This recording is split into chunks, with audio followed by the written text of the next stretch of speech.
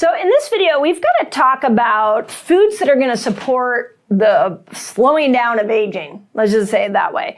I'm 1 week, almost 2 weeks past my 54th birthday as I'm doing this video. So I'm very much excited to find all the ways I can slow aging down, which is why I'm deep in the research and excited to share what I'm seeing with you all. Now, before I dive into the anti-aging foods, I do want to point out there's another little part on the flip side of food that is really good for slowing aging down, and that's fasting.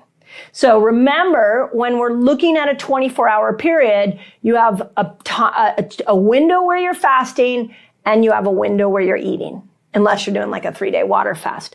So what I'm going to share with you now is how do you bring back in some really cool foods, yummy foods, so that you can support you can slow aging down, but you can support just a healthy body when you start to eat. So let's dive in here. I think the first thing you've got to ask yourself is, what does anti-aging mean to you? So some of you want to look 20 again. I'm not really sure I want to look 20 again. Definitely don't want to be the maturity I was at 20. But, if that's the goal, I'll break this down for you as to like skin health and things that we can look at there. But for me, when I think of anti-aging, I'm really focused on the brain as a big one. So as I went to go put this video together for you all, I was thinking, okay, what does anti-aging mean to me? And it really is a combination of brain, skin, muscle, joints, and hormones. I'm big on making sure my hormones stay age appropriate. I know at 54, I'm not getting back the hormones that I had at 24, but I'd like to preserve the ones that my postmenopausal ones that I'm getting right now. So with that in mind, let me chunk down the foods according to what body part you would nourish this with to slow down aging. So, because I don't know what your motivation for anti-aging is, I just chunked it down like that. Okay, so first is the brain. Most important organ in the body. Two of my favorite anti-aging foods for the brain. One is avocado. I have an avocado 1-2 times a day. I love avocado, and it's so good not only to help your hunger. I do avocado with everything just to make sure I leave that meal very, very, very full and satiated, but also it's incredible for having a good balance of omega-3, 6, 9 fats, which your brain needs. So love avocados for the brain. Second thing, anti-aging food I love for the brain are eggs. Eggs, you have to remember, they're high in choline. Choline is an important amino acid for many of the neurotransmitters in your diet. So it's really, if you eat eggs, I highly recommend that you eat eggs on a regular basis. And for those of you that are like looking at your protein amount, I used to eat a lot of eggs to break my fast with. They only have 6 grams of protein. They also have leucine in it, which is that amino acid that opens up all the other amino acid sensor receptors for muscle growth. But if you're going to need to get to 20 or 30 grams, you're going to have like 4 or 5 of them. So just be aware you might need to eat more. Second part that I want to talk about of aging is your gut. And the reason I put the gut in here is because the gut really translates to skin. If you want to know what your large intestine looks like, just, look at your skin. Like if your skin's a hot mess, your gut's a hot mess, and vice versa. We also know that the gut helps make serotonin. And for my menopausal women, remember that when estradiol goes away, she was making serotonin. And so you don't have as much serotonin available to you. So we're going to want to make sure that we keep the gut in good shape so that those little microbes that are inside your gut are making enough serotonin to keep you happy. So I like it for skin. I like it for mood. I like it for immunity, and that's an anti-aging thing that I didn't bring up in the beginning, that a lot of people notice their immune system goes down. So if I want to support good gut health, we come back to my 3 Ps. Remember my 3 Ps from Fast Like a Girl? I put in there the polyphenol, probiotic, and prebiotic foods. And my favorite probiotic-rich food, Favorite might be a strong word. The one I eat the most is sauerkraut. I eat it sometimes when I don't even want it. I put it on a pizza the other day and actually cooked it a little bit, just lightly. It was so good, believe it or not. I also like kefir, like raw kefir. We do a lot of raw yogurts at home, but it's so good for populating that gut and slowing down the aging process. A great polyphenol food, two of them. Let me give you two of my favorite. One is olives. Olives are phenomenal because they really not only are the perfect fasted snack, they have no calories, they have no protein, they're pure fat, but they also are polyphenol, so they feed those microbes, which is really amazing. That's why I love olives. Okay, the next one is nuts and seeds. Now, when you look at nuts and seeds, I like them because they're a prebiotic. Anything fibery is prebiotic too. So if you don't like nuts and seeds or you're allergic to them, you don't have to be committed to the ones that I'm mentioning, that I'm saying here. But nuts and seeds will also feed the good bacteria in your gut so that they can make you all the wonderful neurochemicals that I talked about. Just make sure they're either raw or dry roasted, would be the bare minimum, but not. You don't want oils roasted in them. Then they're inflammatory and that's going to speed up aging. Okay, the next category that I looked at for anti-aging was muscle. Okay, well, muscle is the organ of longevity. It is the thing that we really want to make sure that you are getting a lot of as you age. Really important for functionality, so you can get up and out of a chair. Really important for insulin sensitivity. All of that is crazy, crazy important. So if we want to keep our muscles healthy and strong and slow down the aging process, the best source is animal protein. Grass-fed beef specifically has all the amino acids in it that you need. But if you don't eat beef, are you willing to eat poultry? Are you willing to, eat some fish? Like, how can we bring some animal meat back in? Because the extensive piece of the amino acid profile is profound. So if you're not doing that and you're vegetarian, then we got to make sure that you at least know what vegetables you can have amino acids from. There's a few, and maybe you're taking a supplement. But for muscle, for me as a 54-year-old woman, I'm really trying to build muscle as I age, just as an anti-aging piece. Next one is joints and skin. So with joints and skin, we got to think lubrication. So when you're dry in your skin, when you're dry in your joints, this is a lot of my friends that are big in in teaching Ayurvedic medicine. Not my specialty, but I have a lot of friends that are very passionate about that and teach it. They're always talking about oils, and especially when it's dry out. Like it's fall right now where I am. We haven't had a ton of rain here yet. And so it's going to be a little bit drier, which makes my skin a little drier and my joints a little stiffer. And of course, the more we age, the more that becomes an issue. So are you eating enough, drinking enough, using enough oils? Olive oil is great. MCT oil is great. Flaxseed oil is great. Especially for the hormones, which we'll talk about in a moment. So make sure that you're putting enough oils into your diet. The last piece that I look at here are hormones. Because that's when you age, we got to think about hormones. We can't lose too many of them. I'm never going back to the younger ones, but we can't lose too many of them. So for food for hormones, my favorite are sweet potatoes. I just did a beautiful Resetter podcast with Ocean Robbins and all about the wonders of sweet potatoes. And he reminded me that the Okinawa women, this is one of their major staples of their food. And actually both men and women, in Okinawa, he said that 50% of the Okinawan diet comes from sweet potatoes. And these people are living to well past 100. So there must be something in that sweet potato. And there is. It turns out it's really great for feeding microbes, but it's also really important for making progesterone, which even if you're 70 and you're a woman, you're still making progesterone. So we want to make sure that stays up. So many things I can say about the sweet potato. If you want all the detail on the sweet potato, you can go and you can listen to the episode I did with Ocean Robbins. Okay, check this out. I have a free fasting guide for you all. It's free. And it's going to teach you all the basics of fasting. It's going to teach you how to kill hunger when you fast, which is really cool. And it's going to show you how to break your fast, among many other things. All you got to do is click on this link right here and enjoy. Now, the other one for hormones, this is a really fun one that I love, food that I love, is chocolate.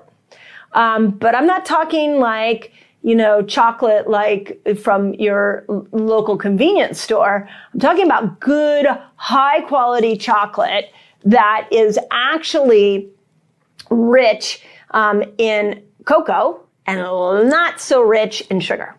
So I always look for like a 70 or an 80% chocolate is incredible.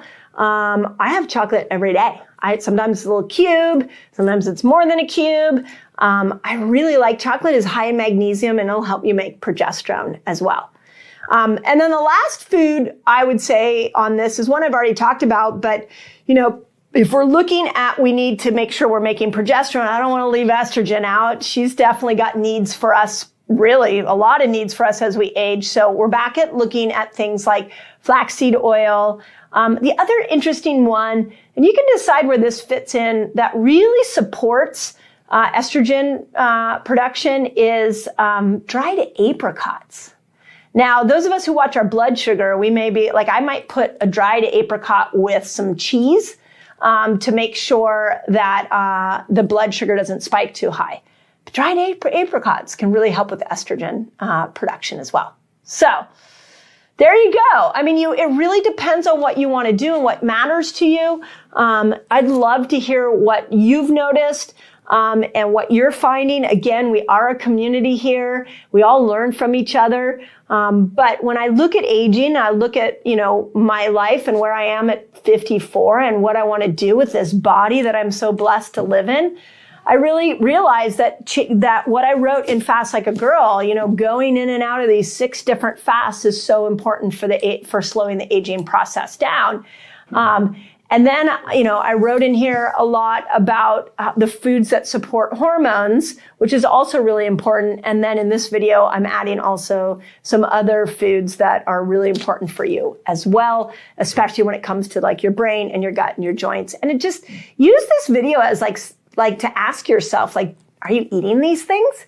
And it really should lead to the question of, are you eating enough diversity in your diet? We end up eating the same thing over and over again, and going into go back and watch this video again, take notes and get the list down, and then maybe put that list somewhere, maybe on your refrigerator of that helps you to remember to eat these foods so you can come at aging from as many different body parts as possible. So on this video, I really want to dive into herbs. You're going to see a trend here on my videos where I'm really looking at the healing support that food, herbs, spices can actually give us. Because if we really lean into this idea that food is medicine, including herbs, then it makes our fasting state so much easier. One of the things that I'm teaching you all here is how to use this metabolic switch, where you use food to heal and then you go without food so that your body can heal. They're both healing states. But if we are chronically leaning into packaged food, man-made food, bad oils, toxic ingredients, then the sugar burner system is not healing. So let's clean this up. Okay?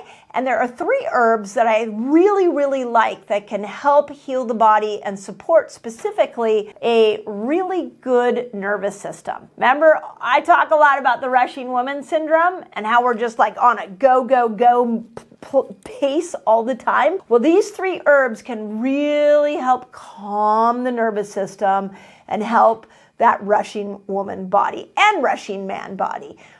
So let's dive into these 3. First is ashwaganda. So I think we all have heard of ashwaganda a lot. It's in I know if I go to my local natural food stores, it's in all kinds of drink. It's in a lot of different supplements.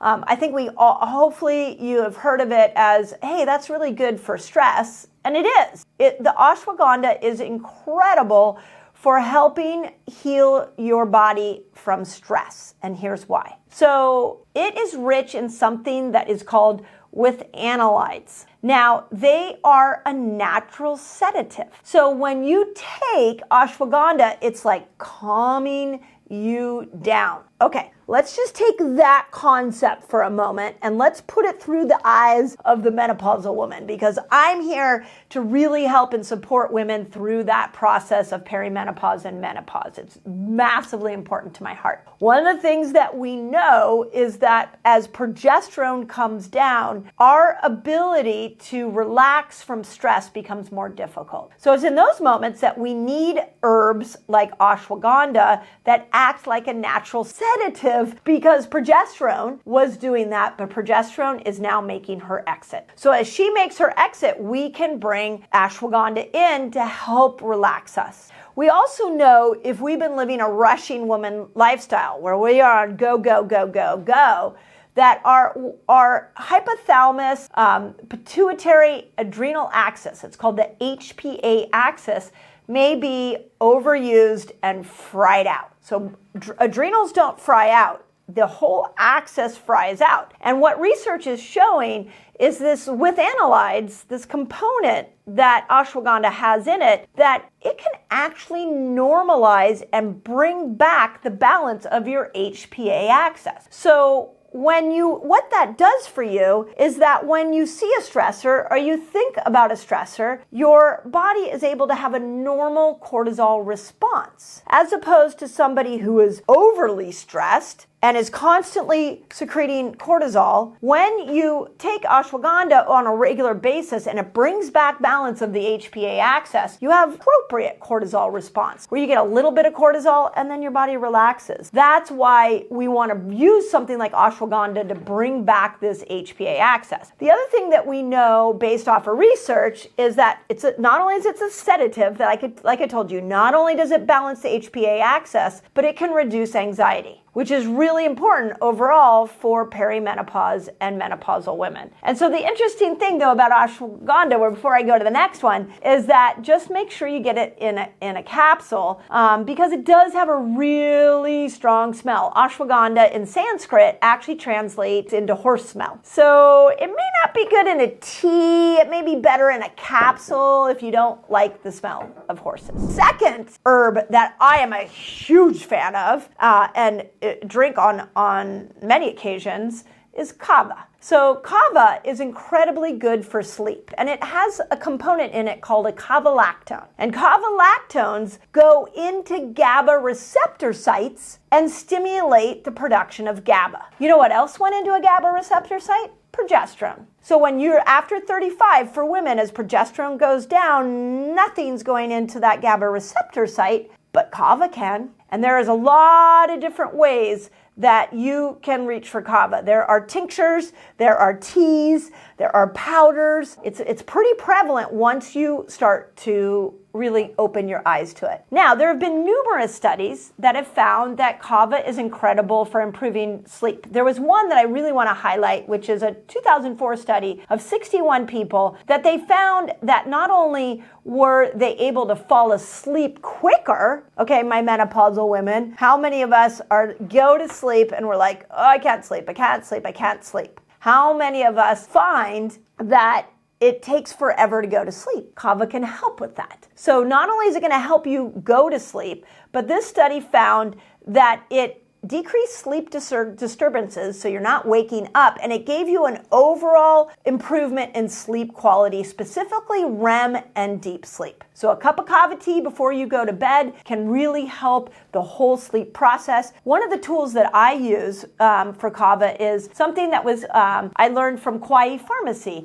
and I will put a link to them here in the notes. And they have a kava oil, and I will often put it on the bottom of my feet, the soles of my feet, and then put some socks on before I go to bed and let that just seep into my system. And it's a beautiful way to help me, especially when I was in my perimenopausal years, fall asleep a little quicker. Now, you might notice a couple of things about kava if you choose to go down the kava path. For starters, it can make your mouth numb if you drink it. So don't be freaked out if that happens. The second thing is that if you are going to buy it in the root form, that make sure you steam it in hot water for at least 15 minutes, because it takes time for it to get completely integrated into your tea. So if you're going to take like a powder or a root, make sure that you give it enough time. It tends to take a little more steam sleeping time than some of the other herbs and roots that come from the ground. Okay, I gotta interrupt this video because I have a free guide for you so you can master fasting. It's called A Beginner's Guide to a Fasting Lifestyle, and all you've got to do is click here and you can jump right in. Third thing, love this one, rhodiola for energy. So we had ashwaganda for stress, we had kava for sleep, and rhodiola for energy. Three really cool herbs the earth has provided us. And here's what's really cool about rhodiola. I geeked out on this one. I went deep down a path. I'm a fan of good energy, if you haven't noticed. I will do everything I can to keep my energy up, and rhodiola is one of those things. So it's a flowering herb that is native to Europe and North America. And it was originally used by the Vikings to increase endurance and physical strength. And it does this because it's rich in some really interesting compounds, 4 specific compounds. It's rich in 4 really unique compounds that not only help with endurance, but they reduce fatigue.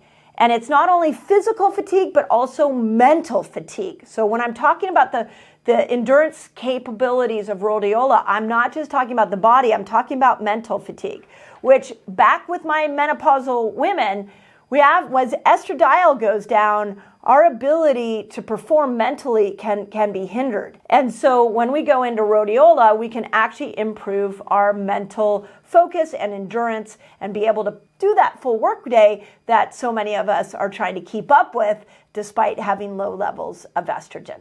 So a really interesting study in 2008 found that rhodiola taken daily will increase mental energy, will reduce burnout, and can increase a person's ability to mentally take on demanding tasks. So again, sounds like a perfect tool for my menopausal friends. And if you are in an extended fast, rhodiola is a great herb to use throughout a fast, especially if you're noticing that you're getting some brain fog as your body adapts to this fat burner system. So there are 3 herbs, and really what I want to point out to you is that the earth has given us some tremendous plants that we can use to keep that sugar burner system working right, that we can use to heal, and works in a synergistic way with the innate healing of our own body. So I love fasting for healing because in the absence of many of these herbs and foods, the body will heal itself.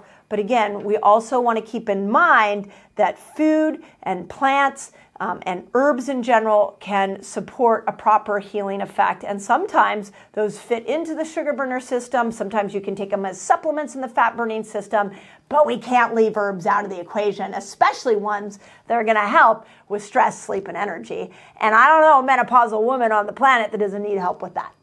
So let me know if that's helpful. I haven't dove much into herbs, so if that's fun for you, let me know, and I'll do more videos.